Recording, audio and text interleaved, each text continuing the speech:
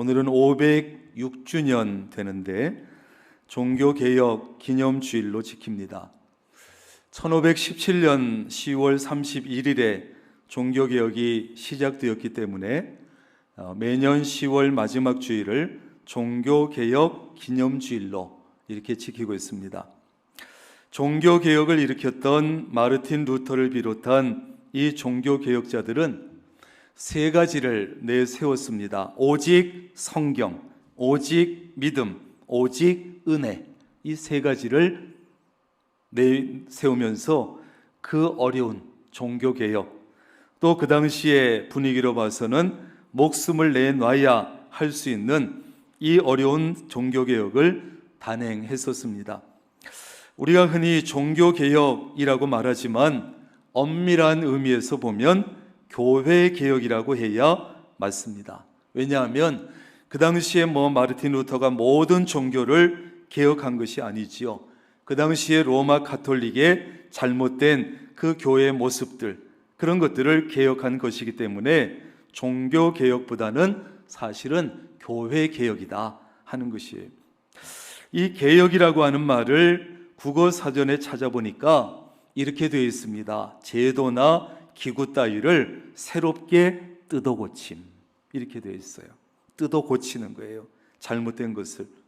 그러므로 종교개혁은 교회의 잘못된 부분을 새롭게 뜯어 고치는 것, 그것이 바로 교회개혁이요 종교개혁이죠. 그런데 이 개혁이라고 하는 것은 먼 곳에서부터가 아니라 가까운 곳에서부터 해야 합니다. 내 나라, 내 가정, 내 교회, 내 부서, 내 구역, 내 자신부터 개혁해야 되는 거예요. 늘 자신을 하나님 앞에서 돌아보고 말씀 앞에서 살펴보고 잘못된 것이 있다면, 또 하나님께서 기뻐하시지 않는 그런 모습이 있다면 새롭게 고치고 뜯어 고치는 거예요. 또한 이 개혁은 한 번으로서 끝나서는 안 됩니다. 끊임없이 개혁하고 또 개혁하고 날마다 개혁해야 돼요. 이것이 바로 우리 개혁교회, 개신교회의 특징이면서 정신입니다. 그래서 먼 조상들, 그때 필요한, 그때 또 잘못된 것이 있으면 개혁하고, 또 내려오다가 또 잘못된 것이 있으면 또 고치고, 지금 이 시대에 또 잘못된 것이 있으면 또 뜯어 고치고, 이것이 바로 개혁교회, 개신교회의 특징, 정신이라는 거예요. 오늘 우리는 본문 말씀 속에서 마르틴 루터가 아닌 구약시대의 종교개혁가 한 사람을 만나게 되는데, 그는 바로 유다의 왕이었던 아사라는 인물이에요. 14절에 보면 이렇게 말씀합니다. 아사의 마음이 일평생 여호와 앞에 온전했다. 일평생 마음이 여호와 앞에 온전했다, 이렇게 말해요. 아사 왕이 개혁가로 살 수 있었던 것은, 그가 한 나라의 왕으로서 나라 전체를 개혁할 수 있었던 것은 바로 이것이죠. 일평생 하나님 앞에서 산다. 내가 하나님 앞에서 산다. 사람이 아니라 하나님 앞에 산다. 이 의식을 가지고 있었기 때문에. 따라합니다. 하나님 앞에서. 바로 코람데오, 이 정신을 가지고 그는 살았기 때문에 한 나라의 왕이기도 했지만 한 사람의 종교 개혁가가 됐어요. 우리 그리스도인은 사람들 앞에서 사는 것이 아니라 하나님 앞에서 사는 사람들이에요. 다시 말해서 우리 그리스도인은 사람들의 눈을 의식하고 사는 사람이 아니라 하나님의 눈을 의식하고 사는 사람, 이게 바로 그리스도인들이에요. 그리스도인. 그래야만, 사람의 눈이 아니라 하나님의 눈을 의식하고 살아야만 끊임없이 개혁할 수 있어요. 나라를 개혁하고 사회를 개혁하고 가정을 개혁하고 교회를 개혁하고 내 자신을 끊임없이 개혁할 수 있어요. 사람들의 눈만 보고 사람들의 평가만 생각하고 사람들의 눈만 의식하면 개혁이 이루어지지 않아요. 11절에 보면 아사가 그의 조상 다윗같이 여호와 보시기에 정직하게 행했다, 이렇게 말씀해요. 누구처럼요? 다윗처럼. 다윗은요, 얼마나 훌륭했는지 이 다윗이 그 당시에 또 왕들의 하나의 기준이에요. 기준. 그러니까 왕들에 대해서 쭉 읽다가 다윗처럼 행했다 이러면 그 사람은 선왕이에요. 선왕. 기준이 되거든요. 기준. 아사 왕은 사람들이 보기에 정직하게 행한 것이 아니라 하나님이 보시기에 우리의 깊은 속까지 속마음까지 꿰뚫어 보시는 하나님이 보시기에도 정직하게 행한 사람.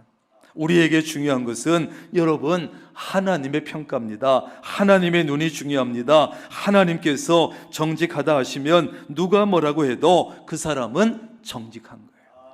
그런데 하나님께서 정직하지 않다 하면 모든 사람들이 다 그 사람이 정직하다 해도 그 사람은 정직하지 않은 거예요. 왜? 하나님의 눈이 기준이에요. 하나님의 평가가 기준이에요. 내가 내 자신을 보면서 야 나는 정직한 사람이야 아무리 그래봤자 그것도 안 돼요. 하나님이 나를 보실 때 정직하다 해야 정직한 게 되는 거예요. 그러므로 우리는 하나님 보시기에 정직한 사람 될 수 있기를 바랍니다. 하나님 보실 때 하나님. 그렇다면 이 정직하다고 하는 것이 좀 일반적으로 정직하다는 것은 어떤 뜻일까? 국어사전에 찾아보면 정직은 마음에 거짓이나 꾸밈이 없이 바르고 고듬 이렇게 되어 있어요. 마음속에 거짓도 없고 꾸밈도 없고 바르고 고든 것, 이것이 정직한 거예요. 그래서 우리는 흔히 정직하다고 하면 주로 뭘 생각합니까? 거짓말하지 않는다. 저 사람은 정직해, 거짓말하지 않아, 이렇게 생각하지요. 그렇습니다. 거짓말하지 아니하고 꾸미지도 아니하고 올바르게 곱게 살아가는 것이 정직한 삶입니다. 우리는 그렇게 살아야 되는데, 그러나 이러한 정직은 도덕적인 규범에 불과할 뿐이에요. 그래서 이 정직함 속에는 구원도 없고 천국도 없고 그저 세상을 살아가는 도리를 우리에게 가르쳐 줄 뿐이에요. 그러나 성경에서 말하는 정직의 의미는 좀 다릅니다. 성경에서 말하는 정직은 인간관계에서보다 하나님과의 관계에서 그 의미를 찾아야 되는 거예요. 하나님과의 관계에서.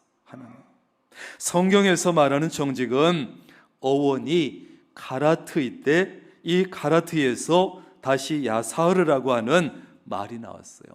가라트, 야사르. 이 가라트라고 하는 말은 따라합니다. 잘라내다, 베어내다 이런 뜻이고, 그 다음에 야사르는 따라합니다. 곧다 이런 뜻이에요. 곧다. 그래서 두 가지 단어 속에 잘라내다, 베어내다, 곧다 이런 뜻이에요. 이게 정직한 거예요. 여러분, 잘라내야만 고자질 수 있고 고다지기 위해서는 잘라내야 되는 거예요. 쓸만한 제목을 만들기 위해서는 그냥 통나무 가져다가 쓸 수가 없습니다. 통나무에는 장가지도 많고 잎도 있고 껍데기도 붙어 있고, 그래서 이 통나무 가져다가 잘라내고 베어내고 다듬어내고 갈아내고 그래야 쓸 수 있는 거예요. 쓸 수 있는. 어떤 목사님은 그러면 성경적으로 볼 때 정직한 사람이 어떤 사람이냐 이렇게 얘기했습니다. 인격이 고상하고 좌로나 우로나 치우치지 않아서 하나님께서 쓰실 만한 사람이 정직한 사람이다. 고개를 끄덕이시는데 뭐라고 그랬어요? 시작. 인격이 고상하고 좌로나 우로나 치우치지 않아서 하나님께서 쓰실 만한 사람, 그 사람이 성경에서 말하는 정직한 사람이에요. 우리 모든 그리스도인은 그런 정직한 사람이 되어야 합니다. 우리는 하나님께서 보시기에도 마음속에 거짓이 없고 꾸밈도 없고 마음이 곧은 고상한 인격 신앙을 가져야 돼요. 그런데 하나님을 섬긴다 하면서도 마음속에 거짓이 가득한 사람이 있습니다. 그래서 기회만 있으면 거짓말을 합니다. 너무 쉽게 거짓말을 합니다. 조그만 유익을 얻기 위해서도 거짓말을 합니다. 하나님 앞에서조차 거짓말을 합니다. 마음이 순수하지 못해. 마음이 곧지 못하고 삐뚤어져 있습니다. 그런 사람은 정직한 사람이 아니에요. 그 다음에 정직한 사람은 좌로나 우로나 치우치지 않아요. 이 사람이 이렇게 말하면 이쪽으로 치우치고, 저 사람이 이렇게 저렇게 말하면 또 저쪽으로 치우치는 사람은 정직한 사람이 아니에요. 곧아야 되는데, 누가 뭐라고 해도 비난을 받을지라도, 협박을 받을지라도, 손해를 볼지라도 흔들림 없이 하나님의 말씀을 따라 살고 꿋꿋하게 믿음의 길을 걸어가는 사람이 바로 성경이 말하는 정직한 사람이에요. 그래서 이런 정직한 사람은 하나님께서 쓰실 만한 사람이 되는 거예요. 하나님은요, 정직한 사람에게 복을 주시고, 정직한 사람을 형통하게 하시고, 정직한 사람을 들어서 하나님의 일을 위해서 쓰시는 분이에요. 하나님은 정직한 사람을 기뻐하시기 때문에 여러분, 하나님께서 쓰실 만한 정직한 사람이 되기 위해서는 잘라내야 할 것들을 잘라내야 돼요. 하나님께서 싫어하시고 하나님이 미워하시는 모든 것을 잘라내야 하나님 보시기에 정직한 사람이 될 수 있습니다. 또 그래야 복을 받을 수 있고, 그래야 형통할 수 있고, 그래야 하나님께 쓰임받을 수 있어요. 우리가 말씀을 배우고 말씀을 듣고 말씀에 순종하는 것은 바로 하나님께서 싫어하시는 것들을 잘라내는 작업이에요. 지금도 우리가 말씀을 들으면서 하나님께서 보실 때 이러한 내 모습은 기뻐하시지 않는구나, 잘라내야지 결단하는 것이 설교 듣는 거예요. 하나님께서 보시기에 정직한 사람 되기 위해서, 그래야 하나님의 복을 받을 수 있어요. 그래서 말씀을 듣고 순종하는 자가 복이 있다, 그렇게 말씀하는 거예요.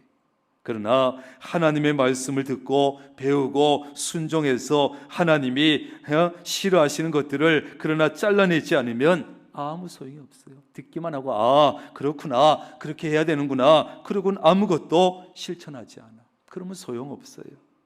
하나님께서 싫어하시고 미워하시고 기뻐하시지 않는 것, 잘라내는 것, 그것이 바로 개혁이라는 거예요. 개혁. 그렇다면 여호와 보시기에 정직하게 행했고 일평생 여호와 앞에 온전했다는 아사 왕은 도대체 무엇을 잘라냈을까? 무엇을 잘라냈기에 여호와 보시기에 정직하게 행했다고, 일평생 여호와 앞에 온전했다고 평가를 받았을까? 오늘 본문 12절 이하에 보면 아사 왕이 하나님 보시기에 정직하게 행한 일들 몇 가지가 나와요. 첫째, 그 당시 그 나라 안에 음란하고 퇴폐적인 것을 잘라냈어요. 12절에 보면 남색하는 자를 그 땅에서 쫓아냈다, 이렇게 말씀하지요. 남색하는 자들을 일제히 그냥 소탕해버렸다. 여러분, 남색이 뭡니까? 요즘은 잘 쓰지 않는 말입니다만, 결혼 생활은 하나님의 창조 원리에 따라서 남자와 여자가 부부가 되고 한 가정을 이루어서 하는 것이고, 또 이제 부부가 되어서 성생활도 하나님의 창조 원리에 따라 남자와 여자가 하는 것이에요. 그런데 남색이라고 하는 것은 남자와 남자끼리 성관계를 가지는 것이에요. 그 시대가 얼마나 성적으로 문란했는지 알 수 있죠. 그런데 사실 이 남색은 아사왕도보다 더 거슬러 올라가서 이미 아브라함 시대부터 남색이 있어 왔고, 지금은 말할 것도 없죠. 지금 남자와 여자가 성관계를 가지고 여자와 여자가 성관계를 가진 일들이 있습니다. 이 시대에 많아졌습니다. 그래서 호모라고 하고 레즈비언이라고 하고 동성애라고 이렇게 얘기하죠.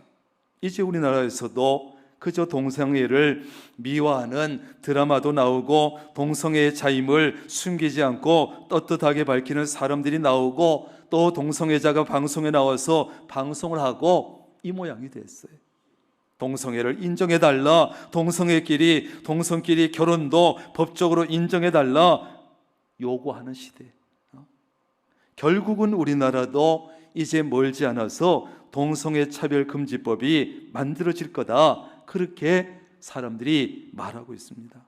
그 법안이 통과되면 동성애가 나쁘다, 동성애를 하지 마라 설교하고 말하면 고발될 수 있다 그래요. 지금 우리는 이런 시대를 살고 있습니다. 무엇보다 동성애는 하나님의 창조 질서에 어긋나기 때문에 우리 기독교는 그렇게도 반대하는 거예요. 반대. 여러분, 동성애는 결코 하나님의 뜻이 아니에요. 그거는 전통도 아니고 문화도 아니고 취미도 아니에요. 죄악이죠. 그래서 아사왕은 그 나라에서 남색하는 자들을 다 쫓아냈다. 하나님께서 싫어하시고 미워하시니까. 그래서 과감하게 잘라냈습니다. 남색하는 자들을. 그랬더니 하나님께서 아사왕에게 너 정직하게 행했다 인정해 주셨다. 지금 우리 안에도 개인적으로 영적이지 못하고 거룩하지 못하고 경건치 못하고 세속적이고 정욕적인 쾌락을 즐기려는 요구들이 우리 안에도 있습니다. 하나님의 창조 질서와 선한 뜻을 거역하면서라도 쾌락을 추구하려는 욕구들이 우리 안에 있어요. 그러다 보니까 지금 상상할 수도 없었던 일들이 일어나고 있고, 입에 담기에도 민망한 사업들이 번성하고 있고, 음란하고 대표적인 것들 때문에 믿음 생활에 구멍이 생기고 부부 사이가 갈라지고 가정이 깨지고 자녀의 문제가 생깁니다. 그러므로 그리스도인은 음란하고 퇴폐적인 것들을 과감하게 잘라내야 돼요. 두 번째로 아사왕이 한 것은 조상들이 만들어 섬기던 모든 우상을 없애버렸어요. 아사왕은 조상들이 만들어 놓고 섬기던 이 우상을 전부 없앴는데 하나님께서 가장 미워하시고 싫어하시기 때문에 하나님의 자리를 차지하고 있는 우상을 없애버리는 것은 하나님 보시기에 정직한 거예요. 고든 일이에요. 왜? 우상은 하나님을 결코 대신할 수 없기 때문이에요. 우상은 복을 줄 수도 없고 구원을 줄 수도 없기 때문입니다. 우상은 하나님을 사랑해야 될 우리의 마음까지 빼앗아 가기 때문이에요. 그래서 우상은 과감하게 없애버리고 잘라버려야 돼요. 하나님을 섬기는 우리의 마음속에도 사실 여러 가지 우상들이 있습니다. 무슨 아사왕 시대 그 나라 섬기던 그런 우상은 아닐지 모르지만 내 마음속에 자리 잡고 있는 우상을 없애야 되고 잘라내야 하고 쫓아내야 돼요. 어떤 우상입니까? 하나님보다 더 좋아하는 것들, 내가 하나님보다 더 사랑하는 것들, 주일보다 더 중요하게 여기는 것들도 우상이 되는 것이요, 예배보다 더 귀하게 여기는 것도 우상이 되는 것이요, 그런 우상들 때문에 주일을 못 지키고 교회를 못 오고 예배를 못 드리고 봉사를 못 하고, 무언가 그것 때문에 하나님을 섬기고 하나님을 위해서 일할 수 없다면, 예배 드릴 수 없다면 그것이 바로 영적인 우상이 되는 거예요. 이런저런 우상들에게 매여서 하나님께서 기뻐하실 일들을 하지 못하면 그것이 우상인 것이에요. 그러므로 내 안에 있는 우상들을 과감하게 없애고 잘라낼 수 있기를 바랍니다. 그것이 바로 하나님 보시기에 정직한 일이고 개혁이기 때문에 그래요. 13절에 보면 아사왕이 우상을 얼마나 철저히 단호하게 잘라냈는지 볼 수 있는데, 또 그의 어머니 마아가가 혐오스러운 아세라상을 만들었으므로 태후의 위를 베하고 그 우상을 찍어 기드론 시냇가에 불살랐다, 이렇게 말하고 있어요. 철저히 했어요. 자기를 낳아주고 길러주신 어머니지만 하나님께서 가장 미워하시고 싫어하시는 우상을 만들었기 때문에 태후의 위를 빼앗고 아들로서 마음이 좋지 않았을 거예요. 그러나 그것이 결국은 어머니에게도 좋은 것이고 나에게도 좋은 것을, 유익한 것을 알았기 때문에 과감하게 잘라버린 거예요. 어머니가 만든 우상은 도끼로 다 찍어다가 불살라버렸어요. 인간적으로 보면 아니 그래도 어머니인데 너무한 거 아니냐 할지 모르지만, 어머니가 태후의 자리에 있는 한 다시 그 권력을 이용해서 또 우상을 만들 것이 뻔하잖아요. 그래서 아사왕 자신도 영향받을 수밖에 없기 때문에 아예 잘라버렸어요. 그래서 아사왕은 자기 주변을 깨끗하게 정리합니다. 여러분, 우리도 신앙적인 차원에서 내 주변을 정리해야 돼요. 신앙적으로 유익한 것들은 내버려 두고 신앙적으로 손해될 만한 것들은 정리를 해야 된다고. 신앙적으로 유익을 줄 만한 사람이라면 가까이 하지만 신앙적으로 손해를 끼칠 만한 사람이라면 멀리 해야 돼요. 아사왕은 과감한 종교개혁을 통해서 자기 주변을 하나님이 기뻐하실 만한 환경으로 만들어버린 거예요. 깨끗하게. 신앙적인 차원에서 주변을 정리하는 것은 굉장히 중요한 일입니다. 적어도 우리가 예수 믿고 세례를 받고 직분을 받았으면 하나님이 기뻐하시지 않는 곳에는 아예 가지 말아야 되고, 믿음의 손해가 되는 일은 가차없이 정리해야 합니다. 하지 말아야 될 말은 하지 말고, 하지 말아야 될 행동은 잘라 끊어야 됩니다. 끊을 것은 끊어야 정리가 되는 거예요. 그것이 바로 하나님 앞에 정직한 삶이고 온전한 삶이고, 개인적으로는 종교 개혁이 되는 거예요. 그런 것들을 그대로 다 내버려 두면서, 그러면서 신앙생활 좀 잘해야지, 믿음생활 좀 잘해야지, 안 됩니다. 정리해야 되는. 마지막으로 아사는 하나님의 것을 거룩하게 구별하는 삶을 살았습니다. 15절입니다. 15절 같이 읽겠습니다.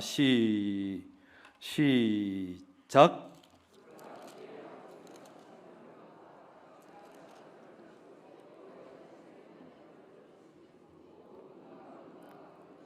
아멘. 아버지가 성결한 거, 자기가 성별한 거, 그것들을 여호와의 성전에 받들여 드렸어요. 아사왕은요, 잘라낼 것을 잘라내고 없앨 것은 없애버리고 이제 하나님의 것을 거룩하게 구별해서 하나님께 다 돌려드렸어요. 금이든 은이든 하나님의 것은 철저하게 구별해서 하나님께 돌렸어요. 은도 금도 그릇도 하나님의 것은 구별해서 모두 성전에 봉헌했어요. 아사왕은 어느 것도 하나님의 것을 내 것처럼 쓰지 않았다는 거예요. 왕인데 갖다 쓴들 누가 뭐라 그러겠어요. 그렇지만 하나님의 것 건드리지 않았어요.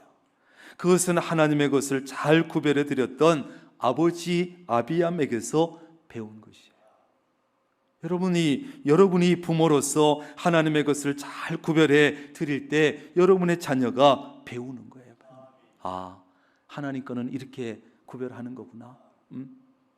하나님의 것은 안 건드려야 되는구나. 배운다고. 여러분, 우리도 하나님의 것과 내 것을 철저하게 구별할 줄 알아야 됩니다. 그것이 바로 신앙생활이잖아요. 신앙생활이 다른 거 있습니까? 하나님의 것과 내 것을 구별하는 게 신앙생활이지. 하나님의 것도 내 것이고 내 것도 내 것이고 그것은 욕심꾸러기고 그것이 바로 불신앙이에요.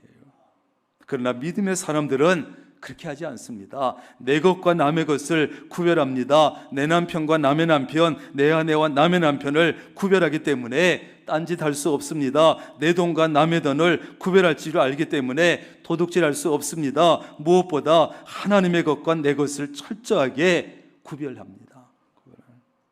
하나님의 날 그리고 내 날을 구별하고, 그래서 월요일부터 토요일까지는 하나님이 주신 날이니까 내 날이니까 내가 쓰지만 주일은 하나님의 날이니까 건드리지 않는 거예요.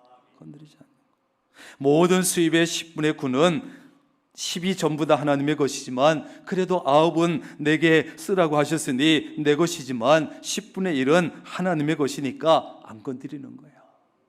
선을 넘으면 안 돼요, 여러분. 날이든 물질이든 우리는 하나님의 것을 잘 지켜드려야 돼요. 내가 하나님의 것을 잘 지켜드려야 하나님도 나의 것을 지켜주십니다. 물질도 지켜주시고 생명도 지켜주시고 건강도 지켜주시고 가족도 지켜주시고 일터도 지켜주시고. 자기는 하나님의 것을 함부로 선을 넘고 함부로 건드리면서 내 거 좀 지켜주세요 하면 안 되잖아요. 양심상이라도. 여러분, 오늘은 종교개혁 기념주일입니다. 우리가 마르틴 루터처럼 아사처럼 무슨 세계적인 종교개혁이나 한 나라의 종교개혁은 못할지라도 적어도 내 자신의 개인적인 종교개혁은 해야 되잖아. 그건 할 수 있잖아 우리가. 아사왕은 나라 안에 음란하고 퇴폐적인 것을 잘라냈습니다. 우상을 없앴습니다. 하나님의 것을 철저히 구별했습니다. 과감하게 종교개혁을 했습니다. 그래서 여호와 보시기에 정직하게 행했다, 일평생 여호와 보시기에 온전했다 인정을 받았어요. 우리도 잘라낼 것은 잘라내고 없애버릴 것은 없애버리고 하나님의 것은 철저히 구별해서 개인적인 종교개혁에 반드시 성공해야 합니다. 개인적인. 그래서 하나님 앞에 정직한 삶 살았다, 온전한 삶을 살았다고 인정받아야 되고, 그 다음에 그런 사람에게 준비해서 주시는 하나님의 칭찬도 형통도 복도 받아 누려야 되잖아요. 오늘 우리가 다시 한번 종교개혁주일에 내 자신을 돌아보면서 개혁할 것은 무엇인지 돌아보고 철저히 개혁하는 우리 모두가 되기를 주님의 이름으로 축원합니다. 기도하겠습니다.